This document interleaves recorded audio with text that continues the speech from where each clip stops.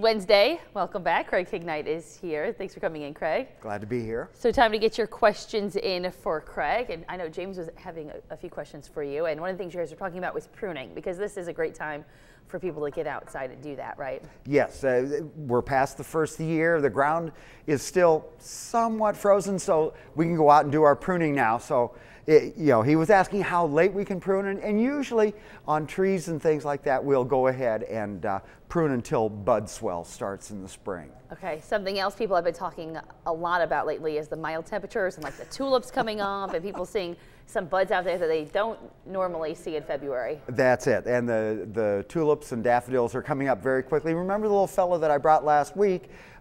He is now about 4 inches tall and getting ready to bloom. Once the weather warms up, they're going to come on really fast. As long as it's cold, just don't touch them. Mother Nature will take care of them just fine. It'll be okay. All right, well, I believe we have a caller, so we'll go ahead and take that question for you. Good morning. Go ahead for Craig. Good morning. Can we help you?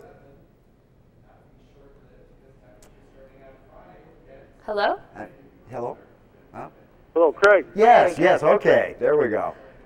Yeah, I heard a few weeks ago about salt and asparagus. I was wondering how much of that salt actually gets up into the plant when we eat it.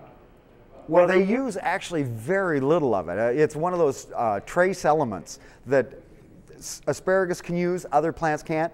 The reason we don't use it anymore on asparagus is that in fact it destroys the soil. It caused the soil particles to actually separate. It's called deflocculation, and it just turns the bed into a mucky mire. So it was a way of getting rid of the salt water when we used to make homemade ice cream, but I don't recommend dousing your asparagus bed with salt. It's not good for the soil. Okay, and maybe doing more harm than good then. Well, yeah, I mean, the plant will use some of the salt, but all the rest of it's left there, it kind of poisons the soil a little bit. All right, well, I think we have enough time for one more caller. Let's go ahead and get that question. Good morning, go ahead.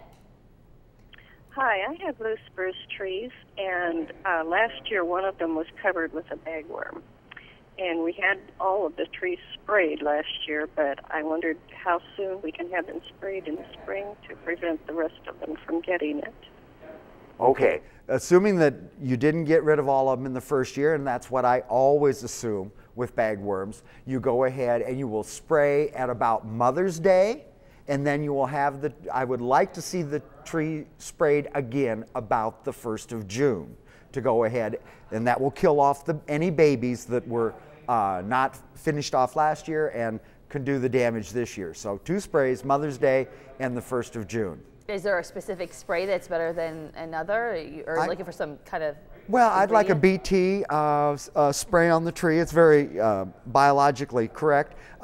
Captain Jack's Dead Bug Juice, which is actually which is a spinosad. And again, it's a biological, and it is great on caterpillars, and that's what a bagworm is a caterpillar inside a tent. All right, Craig, good to see you. Thanks for coming in. Glad to be here. And if you are still holding on the line, stay holding, and Craig will run back and talk to you, get your questions answered during the commercial break. You can see Craig every Wednesday here on Good Morning Quad Cities.